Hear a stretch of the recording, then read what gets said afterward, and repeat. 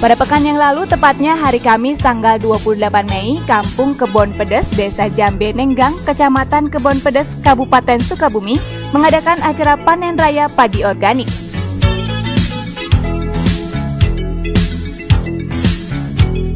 Dari 1 hektar lahan yang diperuntukkan sebagai lahan sampling padi organik, menghasilkan 9,8 ton padi. Wah, angka yang fantastik!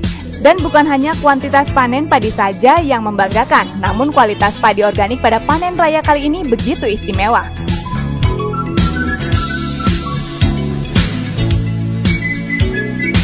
Hari ini kita menyaksikan bersama-sama panen raya padi dengan teknologi P2O. Ya, ini adalah dengan cara organik, pure organik, tidak menggunakan pupuk kimia. Dan telah kita saksikan bersama-sama bahwa dari hasil ubinan telah mencapai produktivitas yang sangat bagus, yaitu 9,7 ton per hektar. Ini merupakan salah satu jawaban terhadap permasalahan kita. Pertama, jelas merupakan jawaban terhadap kelangkaan pupuk. Kalaupun ada pupuk, harganya masih tinggi sehingga petani belum menikmati pupuk bersubsidi secara penuh. Kemudian yang kedua, ini juga merupakan upaya untuk mewariskan tanah yang subur bagi generasi anak cucu kita nanti. Karena jelas tanah kita sekarang sudah mengalami degradasi, banyak penurunan mutu, termasuk berkurangnya kandungan bahan organik yang sangat signifikan. Tentu saja pemirsa, pasti ada kiat-kiat khusus di balik kesuksesan panen raya padi organik kali ini. Mau tahu kiat-kiat tersebut?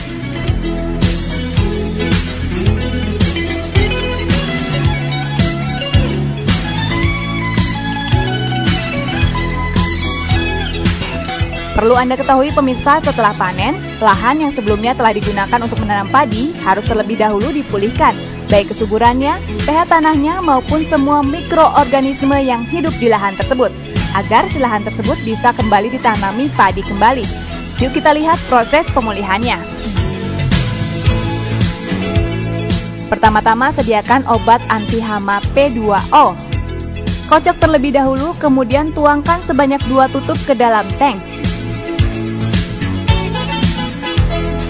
Sediakan pula pupuk cair P2O, kocok-kocok, setelah itu tuangkan ke dalam tank sebanyak 3 tutup. Aduk sebentar agar tercampur rata, lalu siap disemprotkan pada lahan. Kedua proses ini berfungsi agar lahan yang nantinya akan digunakan menanam padi, bebas hama dan pH tanahnya kembali stabil, yaitu 6-7.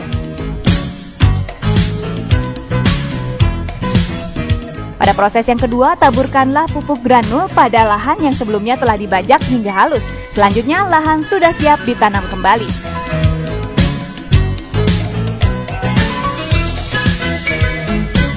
Perlu pemirsa ketahui bahwa pupuk granul adalah pupuk yang berbahan dasar pupuk kandang.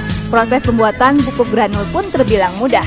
Awal, saring kotoran hewan, ambil kotoran tersebut, lalu campurkan dengan kapur dan perekat. Ayak hingga tercampur rata.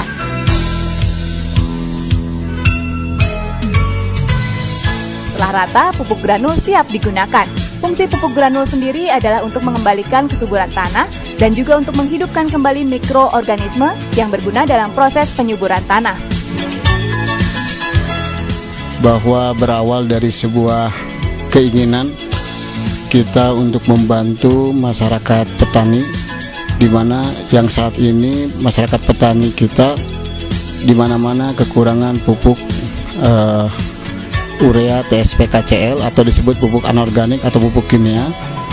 Kami dengan seluruh jajaran Direksi PT Kansa Citra Buana melakukan satu upaya membuat satu konsepsi rumah produksi pupuk organik, di mana kami punya satu keyakinan bahwa rumah produksi pupuk organik ini bisa membantu petani untuk membuat pupuk organik yang berkualitas.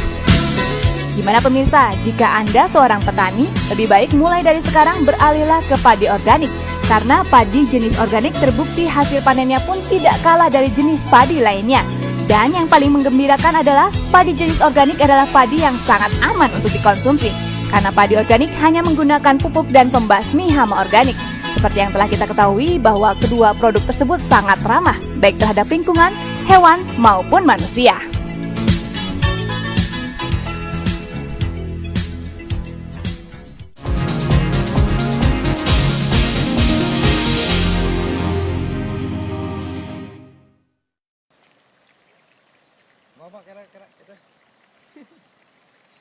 Desa ini alamatnya di mana gitu? Tempat penanaman padi organik ini desanya di mana? Desa Desa Ubruk, Kampung Lembur Guring. Ini pemilik sawahnya Nandi, seluas 1,8 hektar. Kami berusaha dari mulai awal untuk beralih dari konvensional ke organik murni. Jenis padi yang ditanam itu Impari 19. Terus perlakuannya juga semua organik, ya. Dan luasan sawah yang dikelola sementara sama kelompok tani subur sekarang seluas kurang lebih 6 hektar, Pak. Semuanya organik murni, alhamdulillah. Nah, terus hasilnya seperti apa? Penglihatan dari Pak Aco seperti apa hasil dari setelah antara konvensional dengan ini perbandingannya bagaimana? Perbandingan antara konvensional sama organik, kami lihat Pak ya ada sedikit peningkatan dari organik. Kalau mungkin kalau udah 2 kali atau 3 kali musim tanam, peningkatannya kami yakin ini bisa mencapai 100% Pak. Soalnya kalau untuk awal pastilah peralihan dari kimia ke organik pasti membutuhkan proses Pak ya, nggak bisa langsung lah gitu hasilnya maksimal. Tapi insya Allah untuk kedepannya kalau udah 2-3 kali musim tanam, kami jamin insya Allah lah hasilnya bisa 100% peningkatannya dari anorganik yang sekarang berjalan Pak. Alhamdulillah ya. Nah, menurut Pak Aco sebagai pemilik harapannya gimana? Ya untuk kedepannya Pak ya, Ya. ya supaya ini Pak dilanjut aja untuk semuanya nih Pak, untuk penanaman padi organiknya. Ya. Mudah-mudahan kedepannya lebih maksimal Pak. Kami bagus. butuh bimbingan teknis selanjutnya Pak supaya petani di kami lebih punya pengalaman dan punya ilmu yang bisa mengacu kepada penghasilan mereka Pak. Ya. Kami mohon kepada pihak terkait untuk membimbing kami lah supaya kualitas padi di kami juga kehidupan para petani yang sekarang ya boleh dibilang terpuruk Pak ada sedikit peningkatan lah gitu Pak. Jadi sekarang pakai pupuknya apa? Pupuk organik Pak, Ya. kompos terus pakai nutrisi, pupuk cair Pak, dekomposer yang sekarang ini Pak, Jadi merek P2O-nya. P2O ya Pak. Ya. Jadi ya mudah-mudahan benerannya. Jadi Pak siapa namanya? Nandi. Pak Nandi, Ya. pemilik Pak Nandi ya kan. Ya mudah-mudahan ini bisa terus lanjut ya Pak Nandi ya. Ya. Terus juga ke Pak Ade sebagai pembimbing ya mudah-mudahan nanti koordinasi ini kerjasama ini bisa terus berlanjut gitu kan dengan kita. Mudah-mudahan kami sangat berharap Pak untuk kedepannya. Amin amin ya. Atur nuhun ya. Sama-sama, Ya, Pak. Assalamualaikum. Salam. Ya. Ya. Ini masih termasuk lahan percobaan untuk organik ya Pak ya. Masih jenis Impari beras merah. Sama seperti yang di bawah tadi. Kualitasnya juga pertumbuhannya juga alhamdulillah bagus Pak. Pertumbuhannya ada peningkatan lebih lah dari anorganik yang awalnya kami tanam. Sekarang udah ke organik, alhamdulillah peningkatan padinya aja Pak, ini bisa dilihat ya. Bersih Pak ya. Bersih ini padinya juga Pak. Kualitasnya bagus lah Pak. Ini baru sekali tanam Pak. Insya Allah ke depannya kalau emang 2-3 kali hasilnya saya bisa ngejamin 100% Pak peningkatan hasilnya gitu dari yang sekarang. Nah ini Pak kami juga mencoba nih tanam padi merah ya, padi hitam ya Pak. Oh, yang tadi padi merah ya kan? Yang tadi padi merah, yang ini padi hitam Pak. Kami percobaan ini alhamdulillah hasilnya juga bisa dilihat nih. Bagus ya. Pertumbuhannya bagus Pak. Nih, kualitasnya juga bagus Pak. Sama ini perlakuannya juga organik Pak ya. Semua organik Pak dari mulai pemupukan kita pakai kompos, terus nutrisi segala macamnya juga Pak. Pupuk cairnya juga kita pakai organik semua. Nggak ada pakai kimia Pak kami sekarang. Semua organik Pak. Jadi pestisida juga nggak ada ya? Pestisida juga nggak ada Pak. Dan kami juga melihat dari nilai positifnya Pak, termasuk hama tikus Pak ya. Kalau kita menggunakan pupuk cair organik agak sedikit berkurang Pak. Ini juga biasanya kan kena hama tikus Pak ya. Tapi sekarang alhamdulillah normal Pak, nggak ada serangan tikus setelah kami pakai organik Pak. Itu salah satu kelebihan dan keuntungannya kita pakai organik Pak. Terus cara mengatasi untuk yang hama tikus biasanya yang pengalaman seperti apa Pak? Nah, kami ini Pak menggunakan alat semprot ya Pak, pinggirannya disemprot, sepanjang areal ini disemprot terus per 1 minggu teh 3 kali Pak, 3 atau 2 kali, alhamdulillah bisa sedikit mengatasi lah, mengurangi serangan tikus Pak. Itu pakai apa disemprotkan? Pakai P2O Pak, Dekomposer. dekomposer. Ya. Ya. Oh jadi seminggu 3 kali Seminggu itu? 3 kali Pak.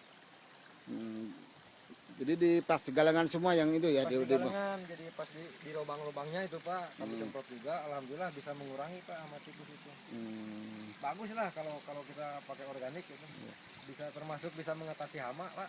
Di samping penghasilan kita juga lebih meningkat, kualitas padinya juga bagus Pak ya. Kita jadi nggak makan racun Pak, istilahnya.